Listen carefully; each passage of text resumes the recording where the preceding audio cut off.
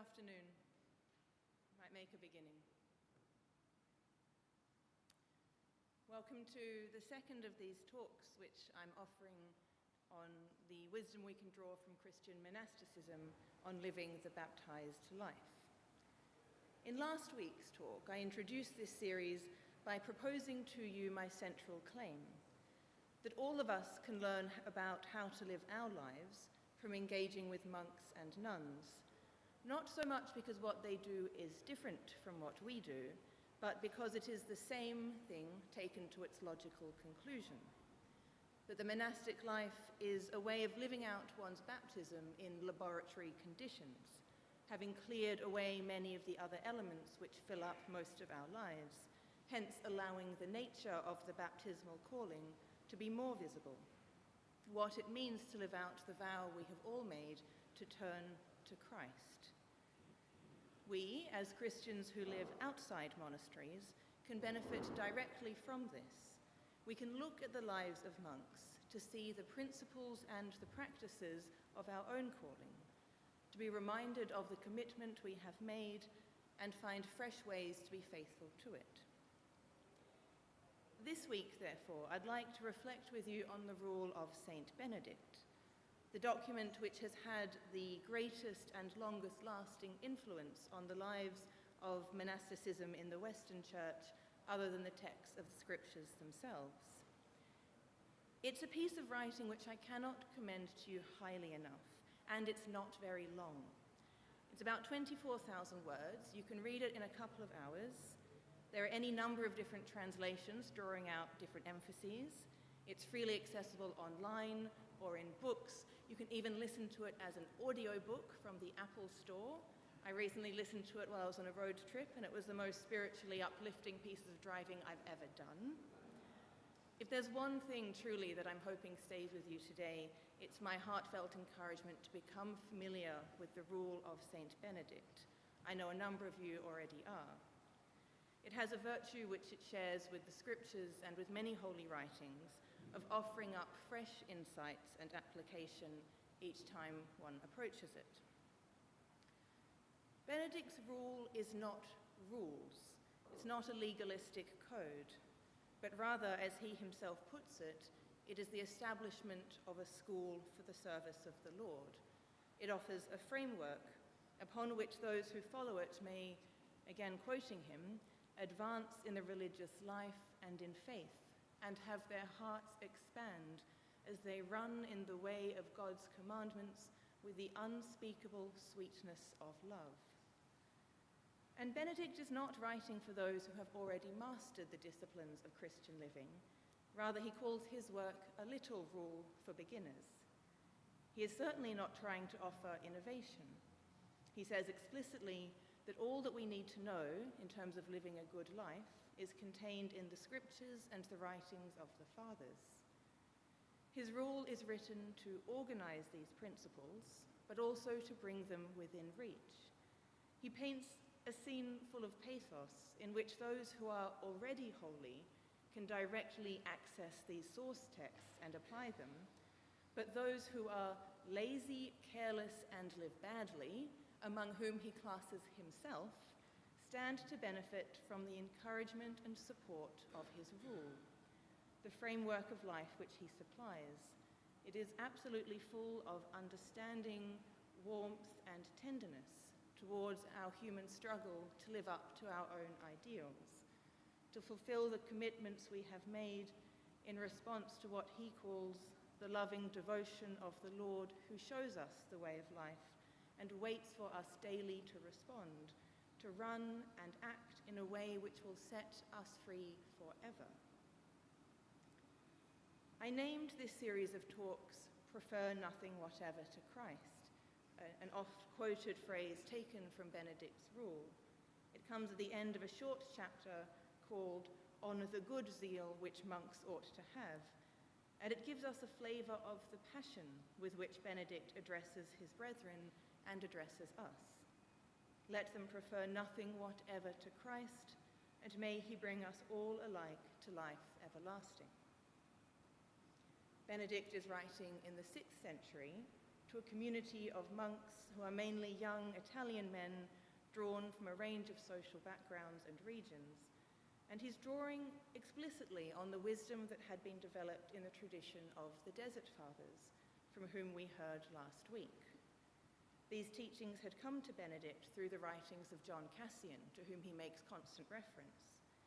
Cassian had spent some years living in the desert, visiting the monks, listening to what they had to say and writing it down, and brought these texts to France and then to Europe more broadly. That's it for the history of this session. That's a very rough sketch of Benedict's immediate context. But what I'm fascinated by is how what flows from his work bears relevance far beyond it. Because to prefer nothing whatever to Christ is what we all vow to do at our baptism, when we profess that we turn to him and renounce all that is not from him. Benedict's teachings are relevant then for all of us, as we seek concrete ways to put into practice that which we have promised to do, and that which we long to do. And the way in which he writes is diametrically opposed to some rigid or confining, restricting image which the word rule itself might conjure up. His writing is full of passion and energy. His favorite verb to describe the monastic life is run, even to the point of improving upon scripture when he quotes it.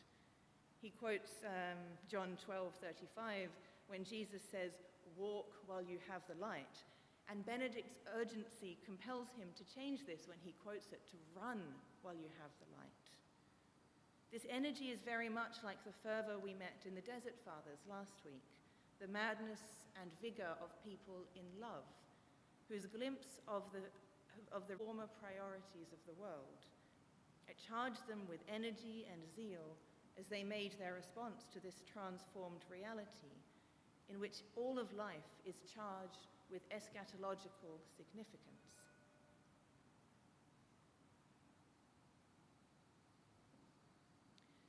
Lock the doors and keep you here for. So today I would like to a rule at all. Benedict's writing, and these are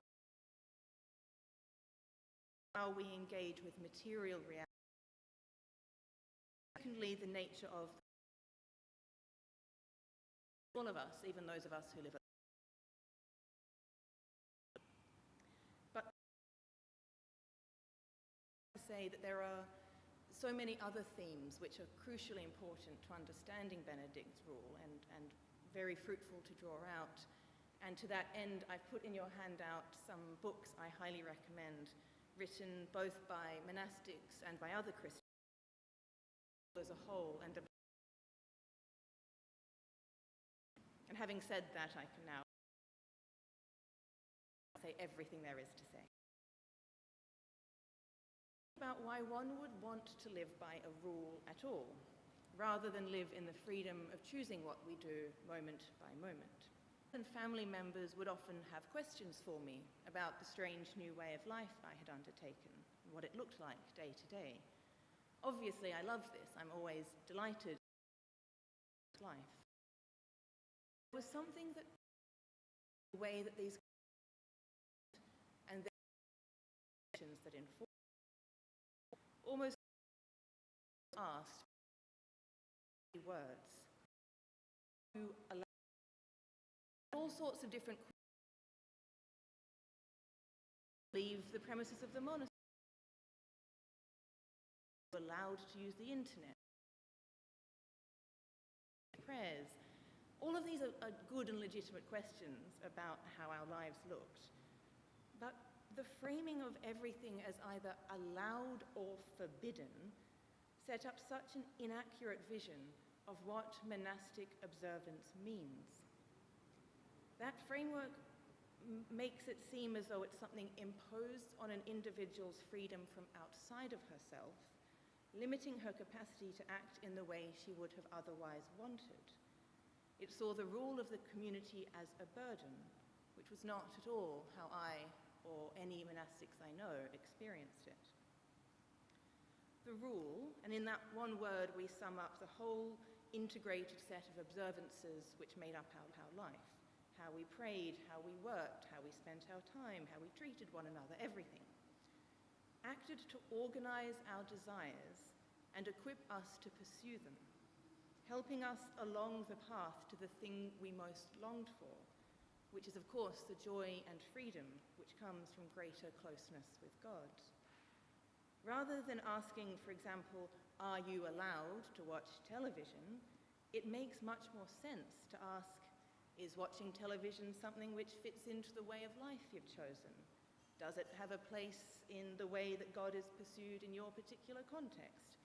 Or in other words, is it something you really want? And these are all good questions for us to pause and ask ourselves as we choose how to build our lives day to day. Is this coherent within the life I have chosen to seek God? Allowed isn't the right lens. The question is whether making that choice would enrich or diminish the project I've chosen to undertake to reach the thing I desire. The question here is about what we mean by freedom and by wanting something, and how these things relate to each other in how we run our lives. Because we are all of us constantly negotiating different mutually exclusive desires as we work out how to live our lives.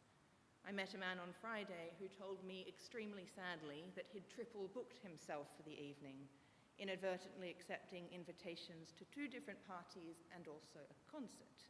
And he was now thinking very hard about which one he most wanted.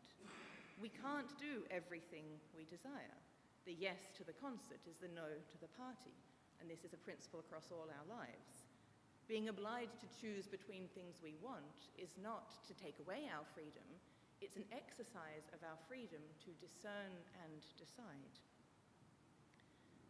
And further to that, as we all know, not every one of our desires, if acted upon, would lead to our well-being or happiness, the good of others, or our lasting freedom. As well as the profound desires of our heart, which are at base oriented towards God and the joy he brings, we are beset by an infinite swarm of lesser, distracting, destructive, reactive cravings and impulses. If we were to fashion our lives as always trying to gratify these desires as they arose, we would be the furthest thing from free imaginable. We would be controlled by impulse and appetite, cut off, therefore, from the thing that we really long for, to seek and find God and his joy. To live under a rule, a life that is shaped by a rule, provides a way to solve this dilemma of competing, mutually exclusive desires. It identifies the one thing we really want, makes a wholehearted commitment to it in full sincerity, finds a way of life which leads to that end, and subordinates all other priorities underneath that, interrogating each of them in the light of whether they contribute to or diminish our search for the thing we really desire. Eric Varden, a Cistercian monk and bishop whose writing is extraordinarily beautiful, has a very neat turn of phrase when he calls this submitting whim to will. And the second step in that project is then to put oneself in the company of people who have likewise made the same commitment and to ask them to hold you accountable to it. To live by a rule, undertaken in communion with those who are living it now and have lived it in former generations, frees us from the ego trap of designing our religious observances based on whatever seems best to us moment to moment, which is a great risk given what we know of the human capacity for self-deception.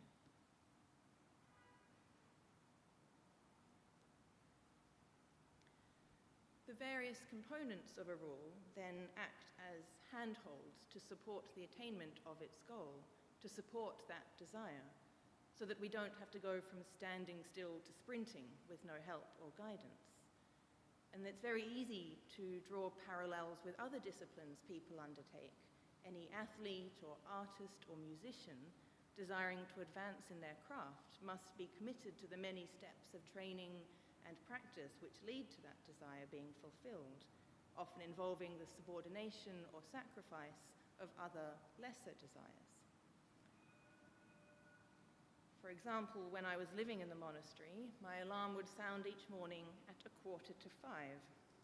And I can assure you that nothing in my immediate natural desires at the level of conscious thought or emotion, especially in winter, wanted to get out of bed and go to chapel, but I did, because the rule of our order expected us to spend a certain amount of time in prayer, and I desired to be the kind of person who prayed. I desired the fruit of this discipline, this giving over of time to God, who gave me everything. The rule helped me organize my desires and keep me accountable to them, acting in the imagery of one Cistercian monk I know, like a trellis on which a vine can grow. The rule gives a pattern to my freedom, he told me. It frees me from having to decide endlessly what to do now, and now, and now. Rather, the first commitment and the ensuing way of life gives a support and a path along which to travel. Michael Casey, with whom some of you may be familiar, the former abbot at Tarrawarra Abbey, not far from here, describes the monastic life as ordinary Christian discipleship lived in a protected environment that is designed to make discipleship simpler to practice, and more difficult to avoid. That is, a structure and environment built specifically to train us in what Benedict calls the greatest instruments of good works, which are, of course, to love the Lord our God with the whole heart and our neighbour as ourself. A friend of mine, a nun who lives in Oxford, says that she needs the structure of her days which the monastic timetable gives. She needs the bell which rings every few hours, calling her back to chapel. It keeps her constantly reminded of what her priority is, where the centre of her life is found. And it usually feels like interruption and annoyance. The email that must be left unsent, the garden bed half-weeded, the conversation cut short and returned to or abandoned. But by the interruption, her priority is made clear, that all the work is not for its own sake after all, but to support the constant turning of the heart towards God, which is most fully manifested and supported in the offering of liturgical prayer with her sisters, and therefore can undergird the whole day. I need the bells to call me back, she says, or else I'll forget God. The monastery becomes a place where it is made as hard as possible to forget God and his place in our lives. The concrete practices of living under a rule form who we become. George Guyver, an Anglican monk of Murfield, has written an excellent book called All Christians Are Monks, in which he sets out the ways in which practices form us. They do not simply arise out of our pre-existing religious beliefs. They do not require the internal conviction to come first. Rather, the dynamic is often the other way around. What we do teaches us who we are and makes us become who we are. The monastic life over the years forms the minds of its members, creating ways of understanding and relating to God, other people, and oneself. The rule of Saint Benedict is immensely pragmatic. While plenty of it does use spiritual language to specify its goal about the orientation of one's life, it has a sustained and detailed interest in the material concerns of arranging the activities and well-being of a large and complex household. How many different types of dishes should be provided at dinner time, given that different people like different things? How should the work schedule change in the winter time, given that the dark and cold can sap energy which is otherwise there in the summer? Is it a good idea for monks to drink wine? How much? What should be done with children whose parents leave them to be looked after by the monks? Who should serve the meals? And if you're serving the meals, when do you get to eat? What should the sleeping arrangements be, including, is it advisable to keep the knife one carries on one's belt with one when sleeping? All of these questions, in their ordinariness and their concern with pragmatics are carefully considered and answered by Benedict in his rule, finding their place in the coherent view of life which he draws. And for the record, he does think it's best to take your knife out of your belt before you go to sleep. The inclusion of these details isn't to say that there is a practical and a spiritual element to the rule. To the contrary, it is a vision of the integrated life, where one takes seriously the proposal that God is present in all parts of life, and that they can all be oriented towards his service and his glory, and to the growth in freedom and joy, which are the fruits of spiritual search. It is this reverence towards the pragmatic realities of life which brings the rule to life and relevance for so many of its readers, both inside and outside monasteries. Given that so much of our time, day by day, is occupied with these matters, working, planning, eating, resting, cooperating, it's profoundly refreshing to find a spiritual guide who takes these aspects of our lives with theological seriousness.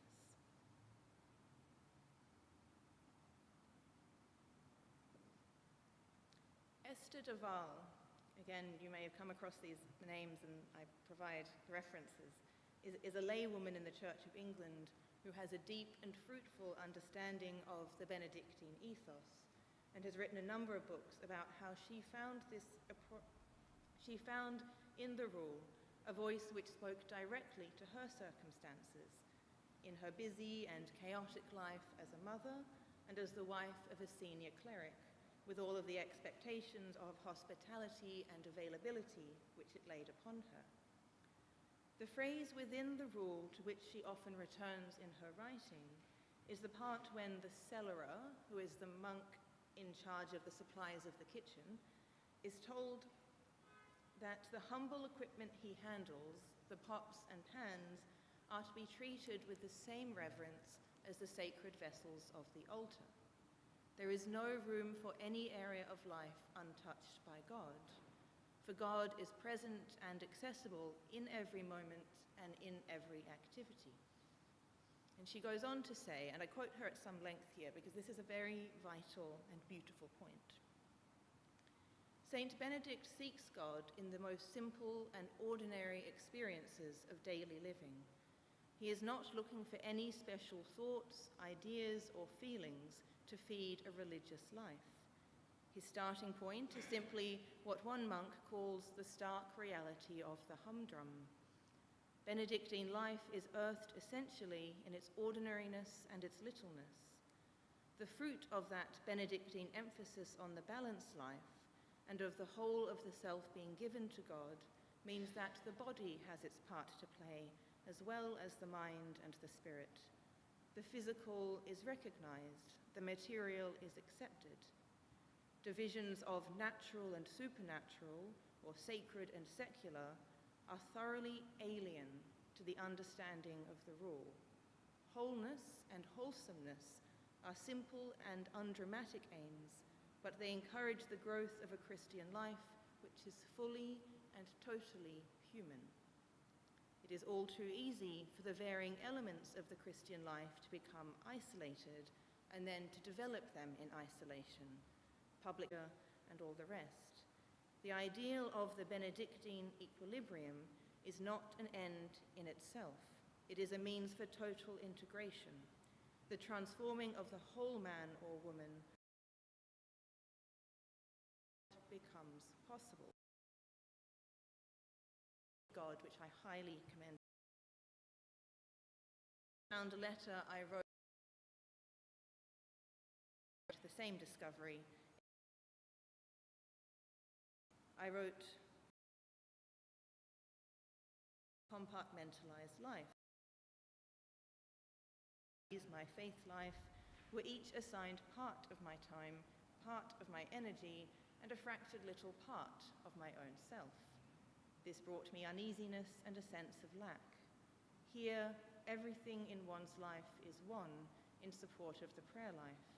Nothing is done for its own sake, but to support the reality of a community devoted to prayer.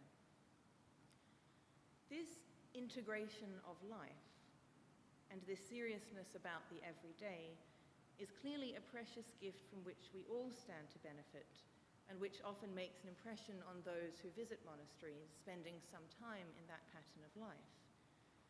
Especially in an age more and more dominated by information technology, which risks making us disembodied and atomized, a dynamic, serious relationship with material reality is a powerful witness. And in this way of life, a particular part is played by the importance of manual labor, working with one's hands with what one can really see. When I was in the convent, one of my jobs was working in the kitchen garden, helping to grow the vegetables we'd eat. And I would then sit in the refectory at mealtime, looking out the window at the garden of the plants which were now on our plates and in our bellies, and looking around at the sisters whose labor had raised them from the earth, and the earth itself with its mysteries of growth and life given by the hand of God. To be consciously and concretely fixed into relationship with created reality and understanding it as a place where God is active and cooperating is not to be taken for granted, and certainly not in our age. When I asked my friend, the Cistercian monk, about this down-to-earth spirituality, he said this: "We can all get stuck in the idea of the transcendence of God, the idea that we need to climb up out of reality, to manufacture a ladder out of life to heaven. It doesn't work and it does us harm when we do this and overlook the immanence of God." The exact details of life as laid out in the Rule of Benedict won't be directly relevant to all of us who live outside the monastery, just as some of the details are no longer relevant to the monks who follow it 1,500 years later. We don't necessarily need to think about the exact same questions, but the principle certainly holds. We are called to consider all aspects of our life with seriousness, and with the understanding that they make up an integrated whole, the end of all of which is God. When we are baptized, our whole life is immersed into Christ, not merely the parts of us to do with religion. What we do matters. How we live on the physical plane, which has, by the incarnation of God in Christ, become charged with divine potential. Life becomes sacramental. All parts of our lives are of interest to God and should be of interest to us as well. All parts of our lives belong to God and are a place where he is waiting to meet us. This is true for all the baptized, and the lives of monks and nuns are a salutary reminder that it is indeed entirely possible to live an integrated life.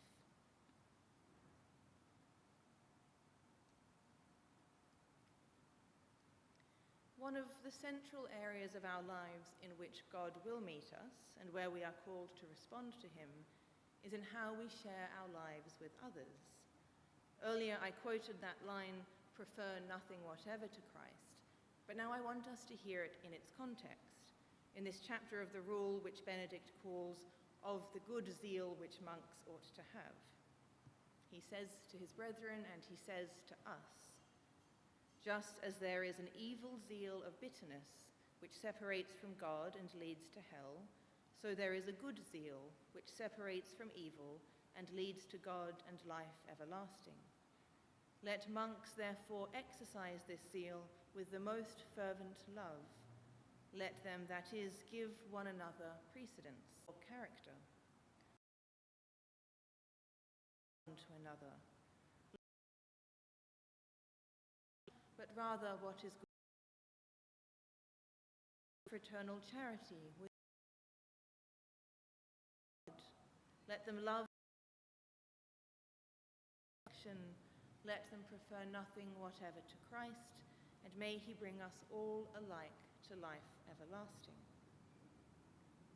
This is Benedict's model of zeal, of the energy and piety which fund the engine of monastic life, and it is concerned almost entirely with how to live well together, of living in mutual love, reverence, forgiveness, and charity.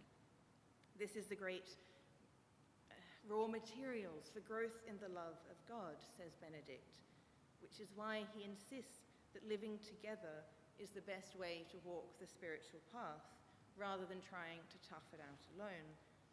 I'll let you read his chapter, The Kinds of Monks, where he sets out his contempt for those who think themselves above the need for any common life.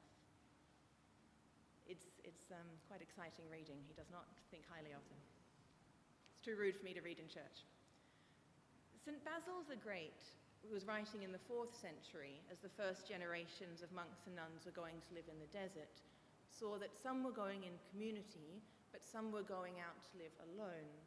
And he expressed his concern about the solitary life with the words, "Whose feet will you wash? Among whom will you live out the basic Christian practice of service and love, which is so essential?"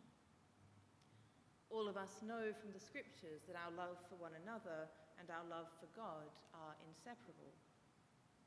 Think simply of the passages of the letters of John.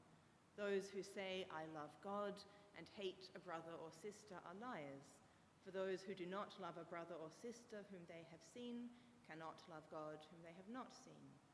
The commandment we have from him is this: those who love God must love their brothers and sisters also. Or, of course, of the 2 great commandments to love God and neighbour, which Benedict has already ranked together as the most important tools for good works. It's often said, because it's always true, that it's much easier to love humanity as an abstract principle than the particular iterations of humanity whom we bump up against in our lives. And here, yet again, monastic life puts this concept into a very pragmatic and human application. It says, live together, work together, pray together, take your leisure together, study together, all with the same people. Sleep in the room next door so you can hear him snore.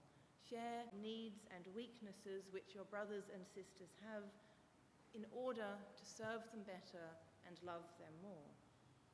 The monastic commitment to what can either be called enclosure or stability means by and large staying put with the same people in the same place, fully understanding that this will be difficult. It is a promise not to run away at times of tension or conflict, but rather to trust that these relations are the primary way active in our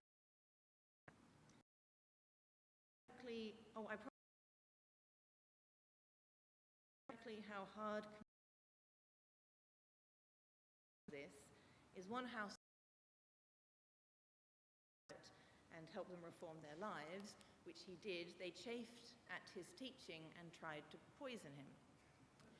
And yet, having seen and experienced the extreme difficulties and conflicts of the common life, Benedict still writes this rule, in which love for one another is infused throughout as the central pillar. Love the brethren, love the brethren, love the brethren again and again. And of course, this is not the exclusive domain of the monk. This is the task of every Christian who lives in community, which is to say, every Christian. The most normative Christian community is the household. A spouse, a family, children, neighbours, all the opportunities for forbearance and kindness and sacrifice which the shared life brings in that context. But every parish church, every friendship, every diocese, every human race is a form of community in which, just like monks and nuns, we are expected to learn to look at one another with the gaze of Jesus, both expecting and ready to see Jesus revealed in them, and knowing that we are obliged to try to look at them in the way the Lord looks at us. It is a lifetime's work to have such an attitude towards all people, not only those in our immediate circle we have chosen, but all people as made in the image of God and bearing his presence to us.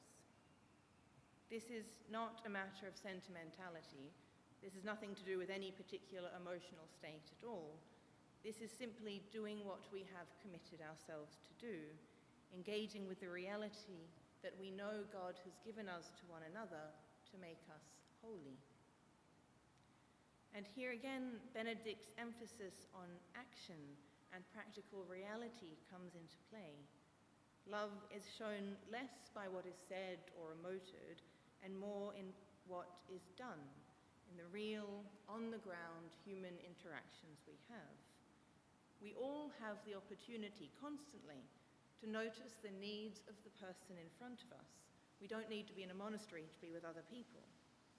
Here again, we are reminded that the most common form of Christian life is the household, the family, the community in which most of the time love is not shown by great exhortations, but in the practical way of life.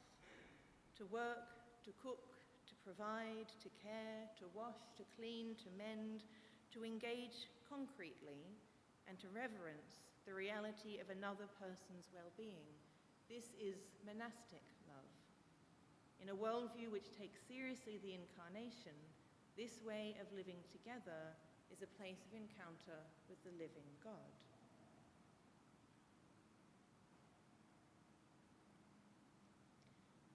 Much more could be said, and has been said better by others in other places, about the theology of the common life. But I will just one more quote from a Benedictine nun who spoke to me about the formation of nuns' characters while living in community.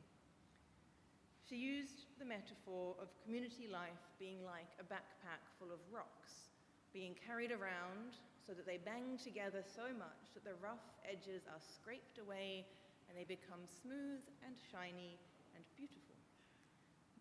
A life-giving and freeing process, but not a comfortable one.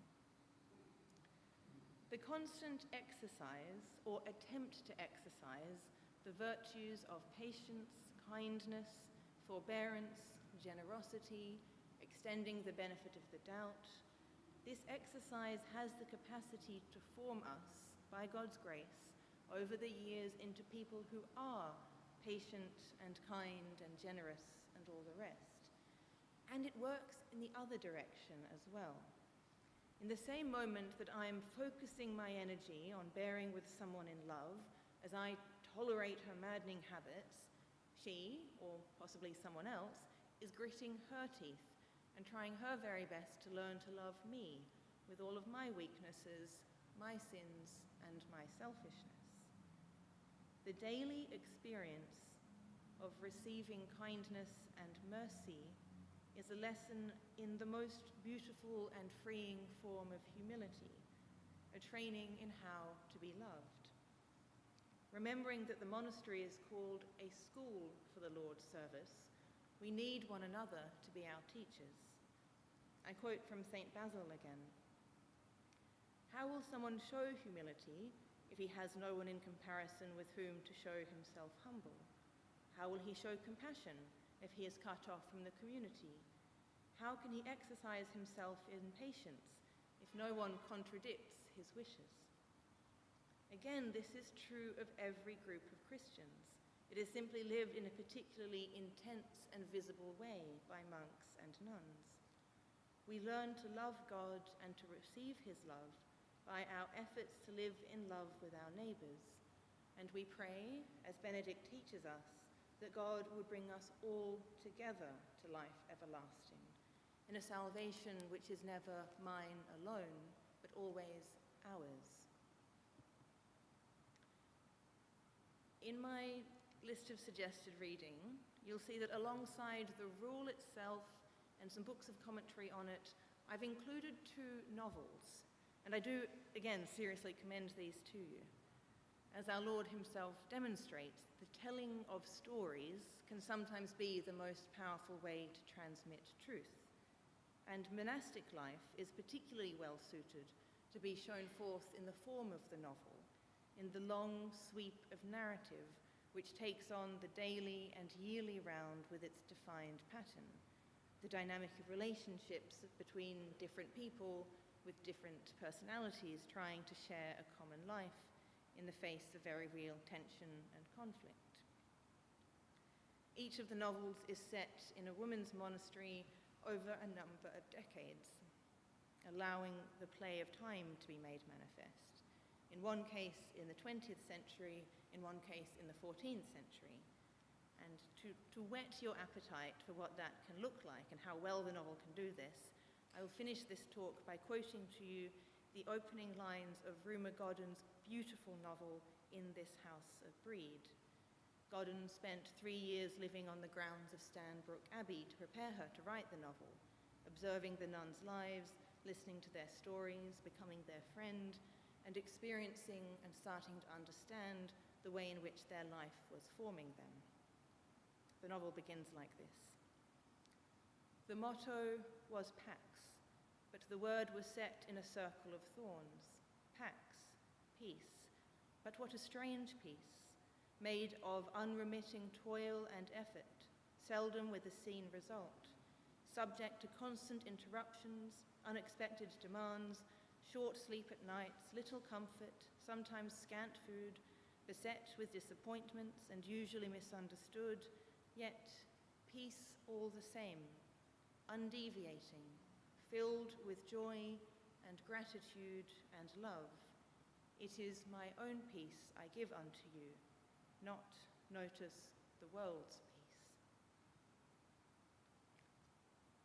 And that is where I will leave things for today. When we meet again next week, coming attractions, it will be to consider the practice of prayer, especially contemplative prayer, in monastic life.